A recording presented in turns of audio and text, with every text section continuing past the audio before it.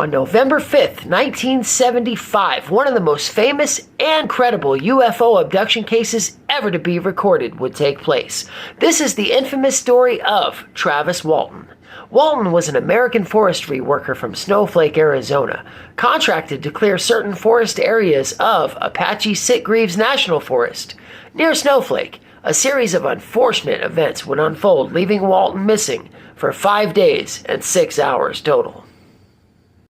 Now, according to the account of events by Walton and his co-workers on the dreaded day of November 5th, 1975, Walton and his 6 co-workers were riding in crew leader Mike Rogers' truck after a long, hard day of lumberjack work when the men encountered a saucer-shaped object hovering approximately 110 feet away from the men's truck. The object was said to be putting off a high-pitched humming sound.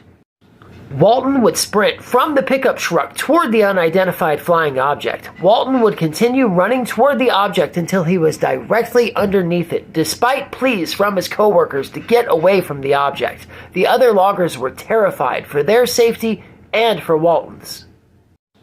Suddenly, a beam of white light would shoot from the object, blasting Walton. The beam would knock Walton unconscious. Fearing that Walton was dead, Mike Rogers would throw the work truck into the forward gear and the crew would hightail it out of there, driving as fast as the truck would allow through the dense forest area until the crew could make their escape. Now, Walton claims that he awoke in a hospital-like room surrounded by 3 short, bald creatures who were observing him. Walton claimed that he was frightened and attacked the creatures. Walton supposedly fought with them until a human-looking being wearing a helmet entered the room. The creature would lead Walton to another room where a type of gas mask would be placed on him. Walton had no further recollections until he woke up on the side of the highway 5 days and 6 hours later with the saucer flying away overhead. Doctors would examine Walton. He was found to be extremely malnourished and dehydrated. It is believed that Walton had nothing to eat or drink the entire time that he was missing. All 7 men would eventually pass polygraph tests pertaining to the truthful events of what they had claimed to witness that evening.